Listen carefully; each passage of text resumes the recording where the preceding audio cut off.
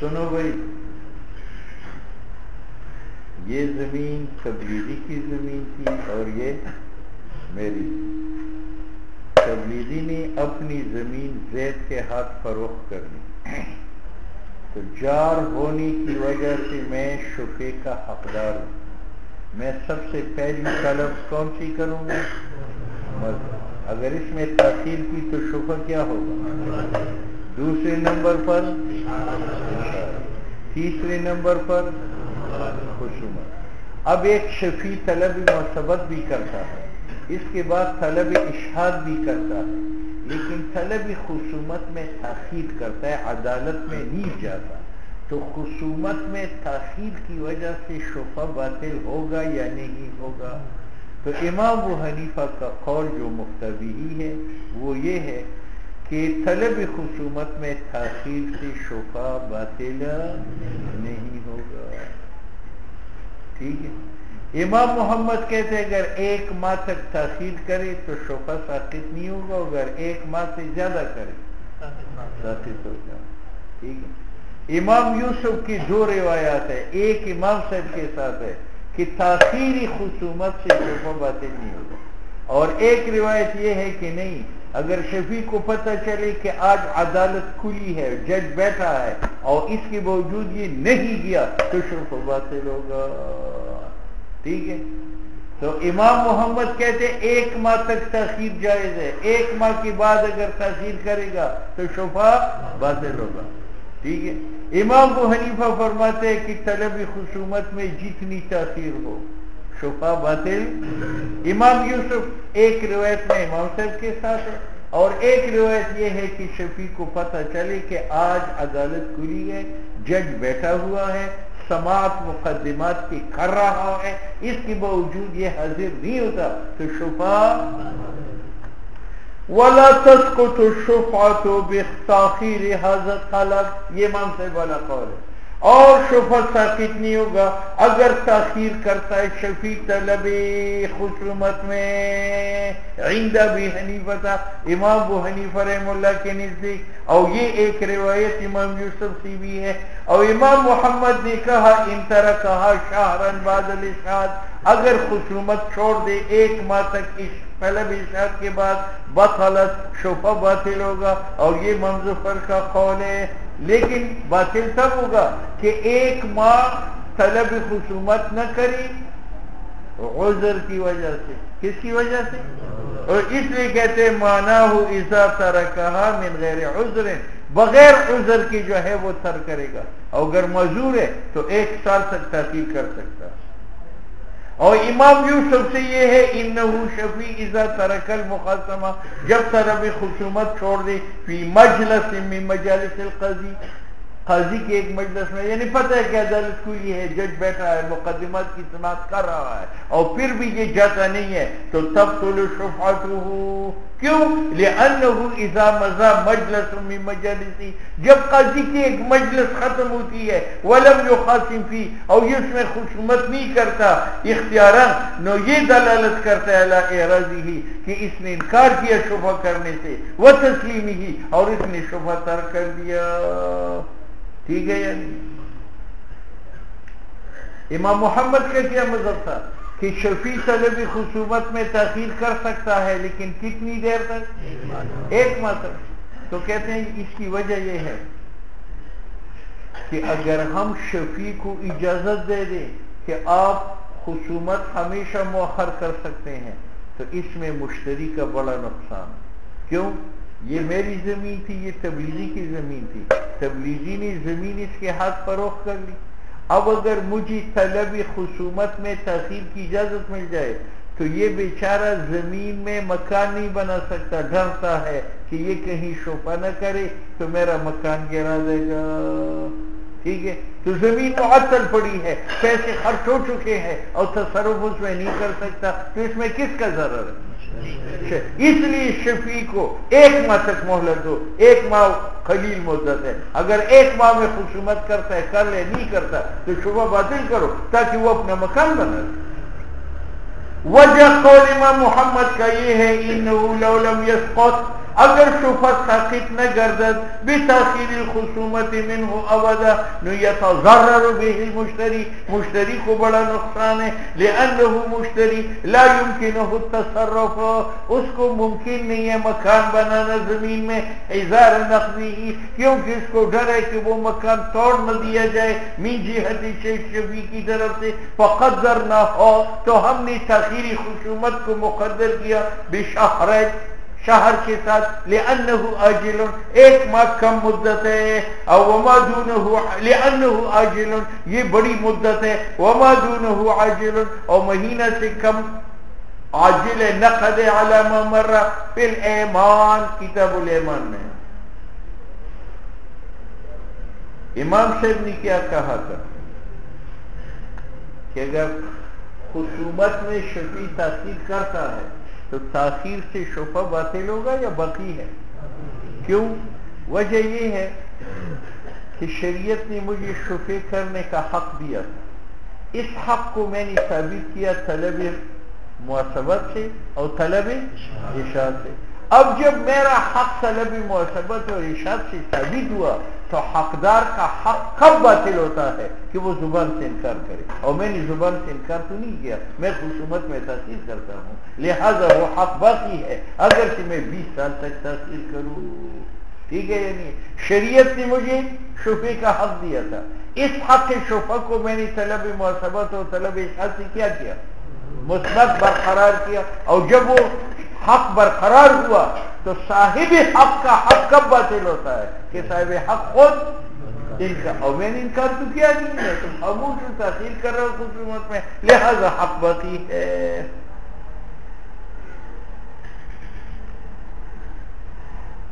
ووجہ قول ابی حنیفہ، اور دلیل قول امام صاحب کا، اور یہ ظاہر المذہب ہے اور اسی پر فتویٰ ہے، تو وجہ یہ ہے کہ ان الحق حق شفا متى ثبت، جب ثابت ہوا محاسبت سے، واستقر اور برقرار ہوا طلب اشاعت سے، لا يسقط الا باسقاطه، اب حق شفا ساقط نہیں ہوگا جب تک شفیع اس کو ساقط نہ کرے۔ اسقاط کیا ہے؟ التسریح بلسانه، کہ وہ تصریح کرے کہ میں نے شفا چھوڑ دیا ہے، کما فی سائر الحقوق، جیسے باقی حقوق میں، دیکھو یہ ٹوپی میرا حق ہے، یہ مجھ سے کب چھینا جائے گا؟ جب میں اس سے برات کا اعلان کروں کہ میں نے تمہیں بخش دیا، جب تک میں بخشتا نہیں اس پر کوئی قبضہ نہیں کر سکتا۔ وہ جزء ایسے جزا نہیں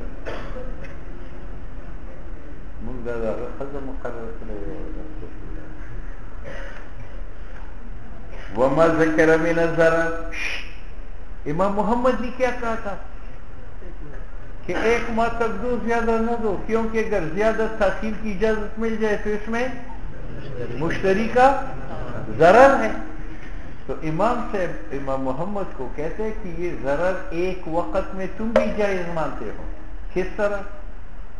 وہ یہ ہے کہ یہ میری زمین تھی اور یہ تبریزی کی زمین ہے، تبریزی نے اپنی زمین اس پر بیچ دی، اور میں اللہ کے راستے میں 1 سال کے لیے گیا ہوں، تو اب آنے کے بعد میں شفع کروں گا، تو 1 سال میں اس کا ضرر ہے یا نہیں ہے؟ اور امام محمد کہتے ہیں یہ جائز ہے، اس صورت میں شفع ساقط نہیں ہوتا، میں تبلیغ میں 20 سال لگاؤں، آنے کے بعد میں شفع کروں گا۔ تو دیکھو ایک شفیع غائب ہے، اس صورت میں مشتری کو کیا ہے؟ ضرر ہے یا نہیں ہے؟ لیکن ضرر کے باوجود شفیع کا شفع ساقط ہے یا باقی؟ ہاں۔ وما ذکر من الضرر، امام محمد نے جو مشتری کا ضرر ذکر کیا تھا، یشکل، وہ مشکل پڑتا ہے، بما، اس صورت میں، اذا کان غائبا، جبکہ شفیع غائب ہو۔ ولا فرق، اب امام صاحب کہتے ہیں یار شفیع حاضر ہے اور خصومت میں تاخیر کرتا ہے پھر بھی ضرر ہے، اور شفیع غائب ہے پھر بھی مشتری کا جو ہے وہ کیا ہے؟ ضرر۔ اگر سفر کا حذر برداشت ہے تو حذر کا ضرر بھی برداشت کرو، اور فرق نہیں ہے مشتری کے حق میں بین الحذر کہ مشتری حاضر ہو اور تاخیر کرتے ہیں خصومت میں، وہ بین السفر، اور وہ سفر میں ہے اس لیے تاخیر کرتے ہیں خصومت میں، دونوں میں مشتری کا ضرر ہے، اور سفر کے ضرر کو تو امام محمد جائز مانتے ہیں، تو حذر کے ضرر کو بھی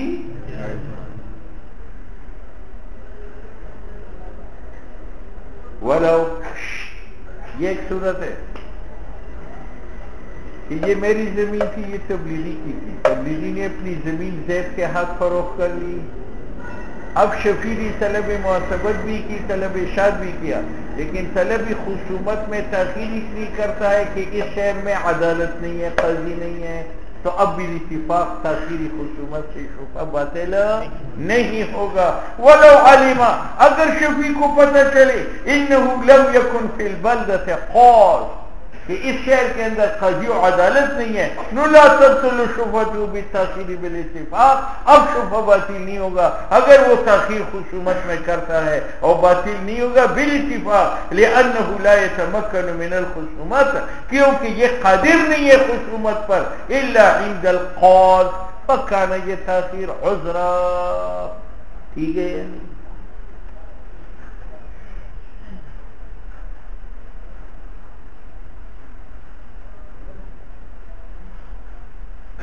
سنو بھائی، یہ متن جو ہے نا یہ غلط ہے، لیکن مصنف لکھ چکا ہے تو صورت بنا لیں، لیکن ہے غلط. صحیح وہ ہے جو صاحب ہدایت نے نقل کیا.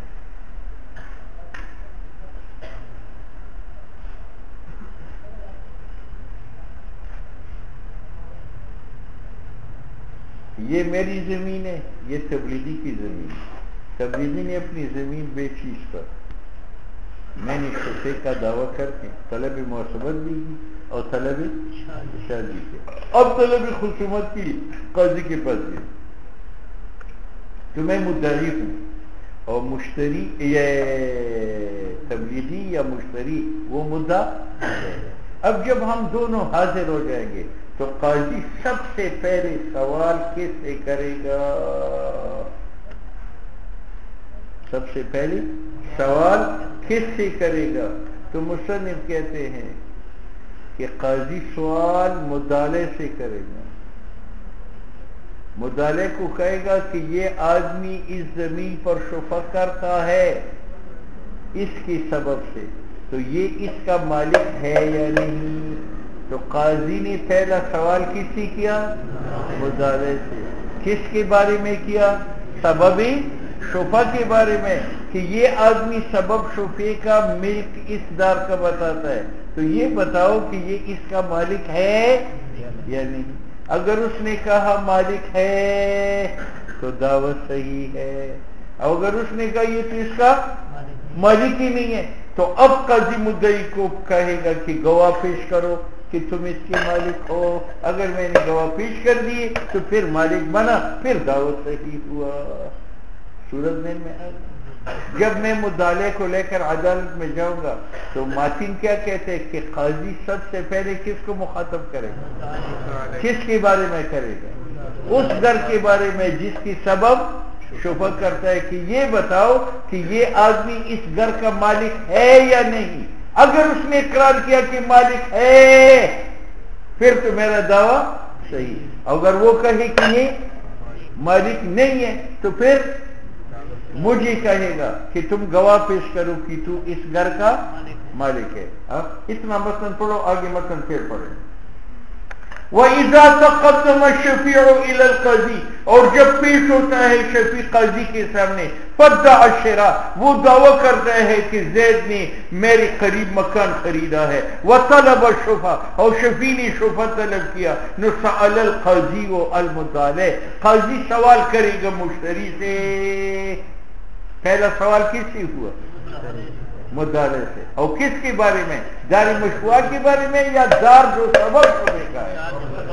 فَإِنْ اعْتَرَفَ بِمِلْكِهِ، اگر مشتری اعتراف کرے کہ ہاں شفیع اس گھر کا مالک ہے، الَّذِي يَشْفَعُ بِهِ، اس گھر کا جس کے سبب شفع کرتا ہے، فَبِهَا، بہت اچھا، شفیع کا دعویٰ صحیح ہوا، یہ فَبِهَا مقدر ہے. وَإِلَّا، اور اگر یہ اعتراف نہ کرے کہ یہ تو اس کا مالک نہیں ہے، نُكَلَّفَهُ، قاضی مجبور کرے گا شفیع کو بِإِقَامَةِ الْبَيِّنَةِ، اس پر اعتراض ہے کہ یار قاضی نے پہلے مشتری سے پوچھا اس گھر کے بارے میں کہ یہ مالک ہے یا نہیں ہے، اور جب اس نے انکار کیا تو قاضی نے اس کو مجبور کیا بینہ پیش کرو. کہتے ہیں یہ ساری بحث فضول ہے.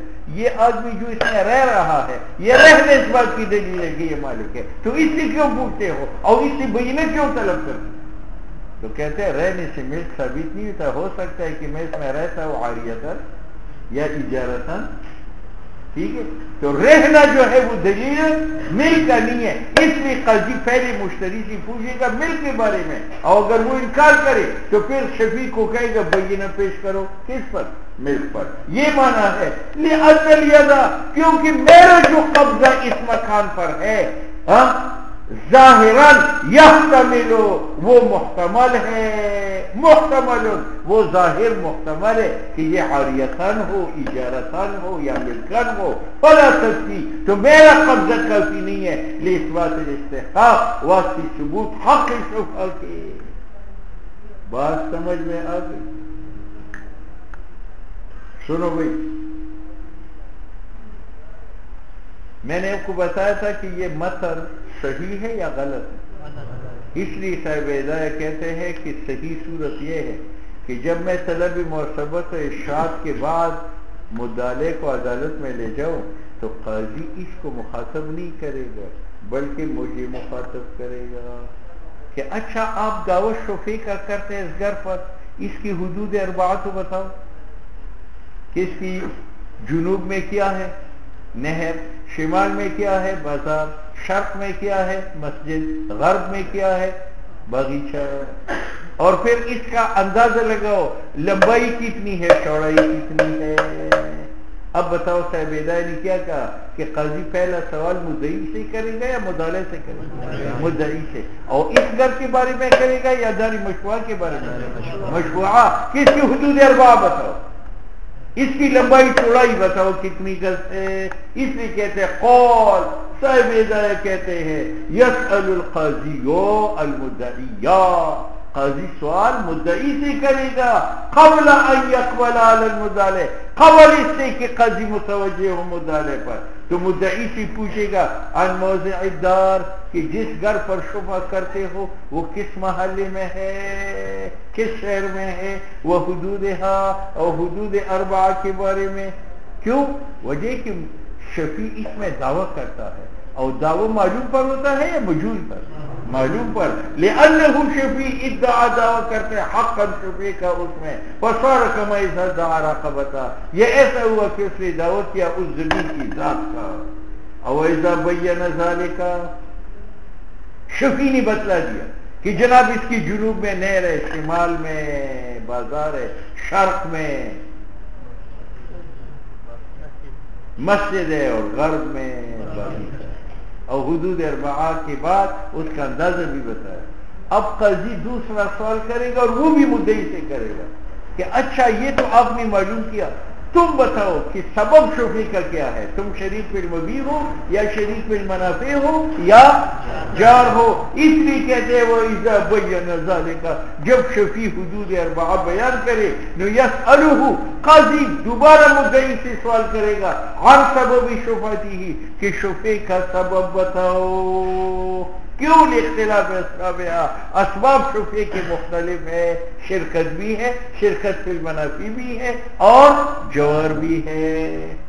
فَإِنْ قَالَ, اگر شفیع کہے انا شفیعها, میں اس گھر پر شفع کرنے والا ہوں, بدار جی, بسبب ایک گھر کے جو میرا ہے, تلاصقها, جو اس دار مبیع کے ساتھ متصل ہے, نو الان تم دعواہ, اب شفیع کا دعویٰ دو سوالات اور جوابات کے بعد جیسے خصاص نے کہا. ٹھیک ہے, ہاں. اور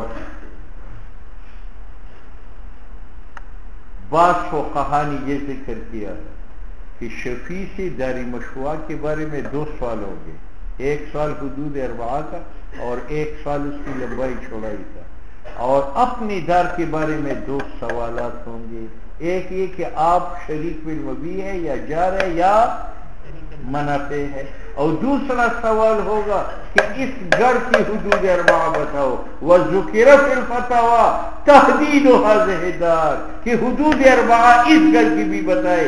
التي یشفع بها وقد بینا ہم نے تفصیل سے بیان کیا ہے اپنی کتاب میں جو موسوم بالتجریس والمزید ہے.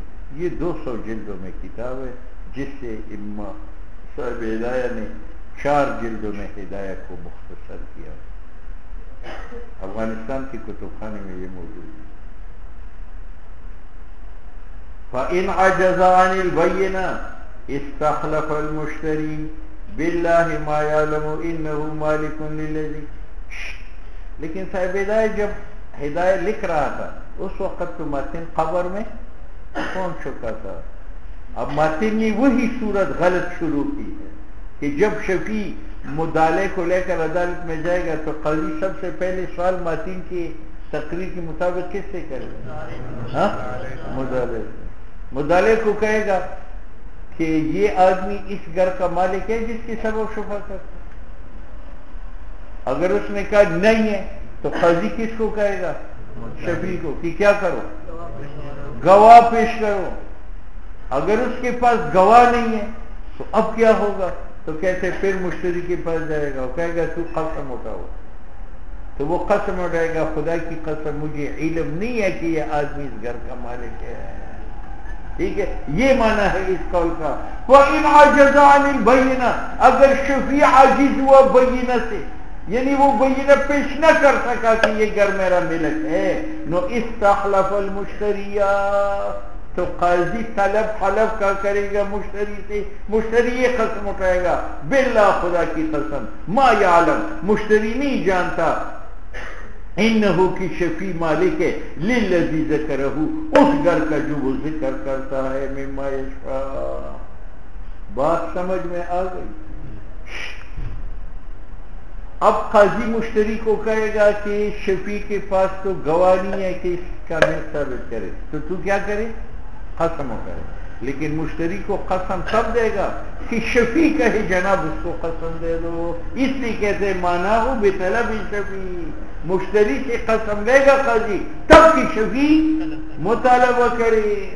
اچھا جی, اب یہ مشتری کے لیے قسم کیوں ہے؟ لأنه ادعا علیہ معنی, کیونکہ شفیع نے اس پر دعویٰ کیا ہے معنی جار ہونے کا. لو اقر بھی, اگر مشتری اس جار ہونے پر اقرار کرے, نو لزمہ, اس پر شفیع کا شفع لازم ہوتا ہے. اب سنو, متن میں ایک لفظ ہے اس پر تبصرہ کریں. مشتری کو جو قسم دے گا تو ایک قسم نفس ملک پر, ایک قسم علم علی الملک پر.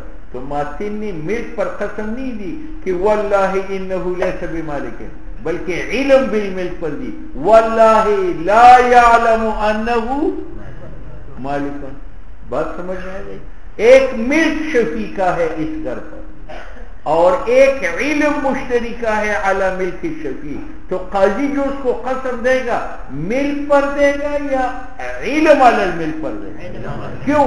وجہ یہ کہ یہ قسم اس گھر پر ہے جو مشتری کے ہاتھ میں نہیں ہے, اور جو چیز انسان کے ہاتھ میں نہ ہو اس چیز پر قسم نہیں اٹھائی جاتی بلکہ اپنی علم پر قسم اٹھائی جاتی ہے. اس لیے کہتے ہیں ثم ہوا, یہ جو مشتری کو قسم دیا جاتا ہے یہ استحلاف علامہ اس گھر پر فید غیرہ, جو مشتری کے ہاتھ میں نہیں ہے شفیع کے ہاتھ میں ہے. فیحلف علی العلم, اس لیے مشتری سے قسم لیا جائے گا علم پر کہ میں نہیں جانتا کہ یہ مالک ہے, یہ نہیں کہے گا کہ یہ مالک نہیں ہے. بات آئی سمجھ؟ اب آگے چلو. پہلے مشتری نے, قاضی نے مجھ سے پوچھا تھا کہ آپ اس کے مالک ہیں, میں نے کہا ہوں. پھر مشتری سے پوچھا, اس نے کہا مالک نہیں ہے. پھر مجھ سے پوچھا گواہ پیش کرو, میں نے کہا گواہ نہیں ہے. پھر مشتری کو قسم دے دی. اب مشتری کہتے ہیں میں قسم نہیں اٹھائی. ایک, یا شفیع کہتے میرے گواہ پہنچ گئے. دو, دونوں صورتوں میں میرا ملک اس پر ثابت ہوا اور اس پر شفیع کرنے کا حق بھی ثابت ہوا. فَإِنَّكَ لَا اگر مشتری انکار کری قسم اٹھانے سے او قامت للشفیع بینۃ یا شفیع کی بینہ قائم ہوتے ہیں ثبت ملکہ شفیع کا ملک ثابت ہوا فی الدار التي یشفع بها اس گھر میں جس کی سبب وثبت الجوار اور شفیع کا جوار مشتری کے ساتھ ثابت ہوا. بات سمجھ میں آ گئی؟ فبعد ذلك ابھی ختم نہیں ہے, ابھی تک تو مقدمہ اس گھر کا ہے. مجھے کہا گواہ شفیع کو کہا کہ یہ مالک ہے, اس نے کہا نہیں. مجھے کہا گواہ پیش کرو, میں نے کہا گواہ نہیں. اس کو کہا قسم اٹھاؤ, اس نے کہا نہیں. تو میرا ملک ثابت ہوا. جب ثابت ہوا تو اب تک مقدمہ اس گھر کا تھا, اس پر میرا ملک ثابت ہوا. اب قاضی مشتری سے پوچھے گا تم نے یہ مکان خریدا ہے یا نہیں. اگر وہ کہے میں نے خریدا ہے اب شفا چل پڑے گا. اگر اس نے کہا میں نے تجارت پر لیا ہے یا مجھے ہبتاً ملا ہے تو پھر وہ معلوم ذالک کے اس کے بعد سألہ مشتری سے سوال کرے گا قاضی یعنی مدالے سے ہر ابتاع عملہ تم نے یہ مکان خریدا ہے یا نہیں. فإن انکر الابتیاع اس نے انکار کیا میں نے خریدا نہیں ہے نقیل للشفیع اقم البینہ شفیع کو کہا جائے گا بینہ پیش کرو. پہلی بینہ ملک کی شفیع پر تھا, اب بینہ کس کے اوپر ہے؟ شرائی مشتری پر. لأن الشفعة لا تجب کیونکہ شفعہ ثابت نہیں ہے الا بعد ثبوت البیع مگر تب کہ بیع ثابت ہو جائے اور ثبوت بیع کا بالحجت ہے. ٹھیک ہے نہیں اور حجت بینہ. فإن عجز عنها شفیع نے کہا میرے پاس گواہ نہیں. کس پر؟ شرا پر. تو قاضی مشتری کو قسم دے گا کہ قسم اٹھاؤ تم نے خریدا نہیں ہے. نو استحلف المشتریہ تو مشتری سے طلب حلف کرے گا کہ باللہ مفتاح خدا کی قسم میں نے یہ مکان خریدا نہیں. یا یہ قسم اٹھائے گا باللہ خدا کی قسم مستحق شفیع مستحق نہیں ہے میرے خلاف اس گھر میں شفیع کا اس وجہ سے جو اس نے ذکر کیا یعنی جار ہونے کی حیثیت. ٹھیک ہے. اب سنو, مشتری کو پہلے بھی ایک قسم دی گئی تھی لیکن کس مکان کے بارے میں؟ جو شفیع کا ہے اور وہ اس کے ہاتھ میں نہیں تھا اس لیے وہاں حلف علی العلم تھا. اور اب جو دوبارہ قسم دی جاتی ہے کس مکان پر؟ جو اس کے خرید ہے اور خرید اس کا اپنا فعل ہے. یہاں قسم علی العلم بھی شرع نہیں ہے بلکہ قسم علی الشراء ہے. یہ معنی ہے وہذا یہ قسم ثانی علی الحاصل اس گھر پر ہے جو حاصل بالشراء ہے. والاول او حلف اول علی السبب اس گھر پر تھا جو سبب شفیع کا تھا. ٹھیک ہے. وقد استوفینا الکلام اور ہم نے پوری بحث اس میں کی ہے فی الدعویٰ جلد 40 کی کتاب الدعویٰ میں اور ہم ذکر کر چکے ہیں اختلاف بتوفیق اللہ تعالی. ادھر دیکھو, اس تقریر کے دوران قاضی نے مشتری سے 2 حلف لیے. ایک حلف اس مکان کے بارے میں اور ایک حلف اس مکان کے بارے میں. جو حلف تھا وہ علی العلم اور یہاں جو حلف ہے وہ کس پر ہے؟ شراء پر. کیوں؟ وجہ کہ وہ گھر مشتری کے ہاتھ میں نہیں تھا اور یہاں شراء اس کا اپنا.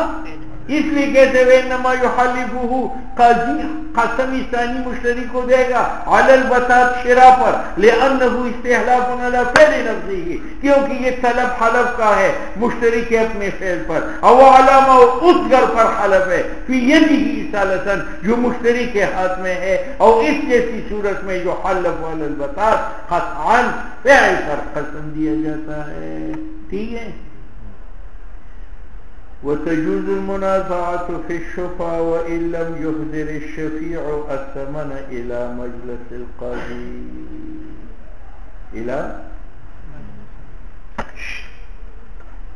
تبلیغی نے مکان بیچا زید کے ہاتھ, میں نے شفع کیا, طلب معصبت کی, اشہاد کیا اور خصومت کی عدالت میں کی. اب عدالت میں جاتے وقت میرا فرض ہے کہ زمین کی قیمت بھی ساتھ لے جاؤں یا ضروری نہیں ہے؟ تو تو امام صاحب کے نزدیک میرے لیے فرض نہیں ہے کہ طلب خصومت کے لیے میں پیسے ساتھ لے جاؤں، ٹھیک ہے؟ اور امام محمد کہتے ہیں جب تک اس کے پاس پیسہ نہ ہو تو یہ عدالت میں نہیں جا سکتا، کیونکہ اگر بغیر پیسے کی عدالت میں گیا اور قاضی اس کے حق میں فیصلہ کرے وہ مکان مجھے دے دے تو اس بیچارے کا مکان بھی چلا گیا اور پیسے بھی نہیں ملے۔ لہذا اس پر شرط لگاؤ کہ تو خصومت کے لیے عدالت میں اس وقت جا سکتے ہو جس وقت آپ کے پاس پیسہ ہو۔ وتجوز المنازعہ، اور جائز ہے خصومت شفیع کا شفع میں، وَإِن لَمْ يُحْضِرِ الشَّفِيعُ الثَّمَنَ، اگرچہ حاضر نہ کری شفیع ثمن مجلس قاضی کو۔ فَإِذَا قَضَى الْقَاضِي بِالشُّبْهَةِ، اور اگر قاضی قضا بالشبہ شفیع کے حق میں کرے تو قبض اس کو نہ دلائے تاکہ مشتری کی زمین ضائع نہ ہو، بلکہ اس کو کہے پیسہ دو، اس لیے کہتے لازمہ احضار الثمن، اب لازم ہے شفیع کی ذمہ پیسوں کا حاضر کرنا۔ وہذا، یہ متن ظاہر روایت مقصود کا ہے، اور امام محمد سے یہ ہے انہ لا یقضی، کہ قاضی قضا نہیں کر سکتا شفیع کے حق میں جب تک شفیع حاضر نہ کرے الثمن، اور یہ ایک روایت ہے حسن عن بابا جی کا، ٹھیک ہے؟ امام محمد دلیل یہ پیش کرتا ہے کہ اگر بغیر پیسوں کی شفیع عدالت میں جائے اور قاضی اس کے حق میں قضا کرے، ہو سکتا ہے کہ شفیع مفلس اس کے پاس پیسہ نہ ہو تو مشتری کی زمین بھی گئی اور پیسے بھی گئے، ٹھیک ہے؟ لأن شفیع عصا ہو سکتا ہے یکون مفلسا، کہ وہ غریب ہو، فیتوقف القضاء، تو قاضی کا قضا بھی شفع موقوف ہوگا علی احضارہ، اس پر کہ شفیع حاضر کرے ثمن کو، حتی لا یتوی، کہ ہلاک نہ ہو جائے مال مشتری کا۔ بات سمجھ میں آ گئی؟ بابا جی نے کیا کہا کہ قضا موقوف ہے احضار ثمن پر یا بغیر احضار کے بھی؟ کیوں؟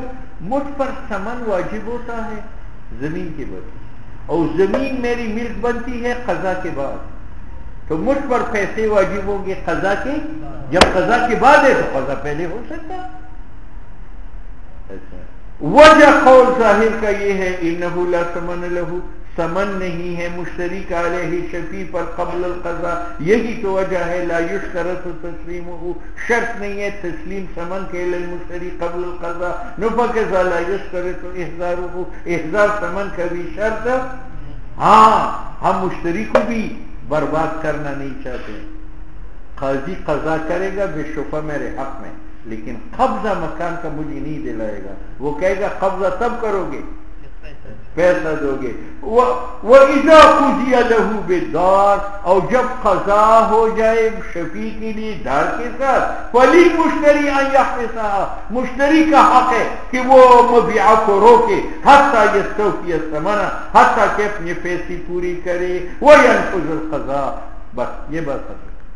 اب امام محمد نے تو کہا تھا کہ قاضی اس وقت تک قضا نہیں کرے گا جب تک شفیع پیسے، لیکن اگر شفیع پیسے حاضر نہ کرے اور قاضی نے قضا بھی شفع کیا تو امام محمد کہتے ہیں قضا نافذ ہے، باطل نہیں ہے، اس لیے کہتے ہیں وَيَنْفُذُ، اور نافذ شود قضا عند محمد اذن لأنه فصل مجتاز فی، یہ مختلفوں فی مسئلہ ہے، مختلفی مسئلہ میں ضد نہیں کرنا چاہیے۔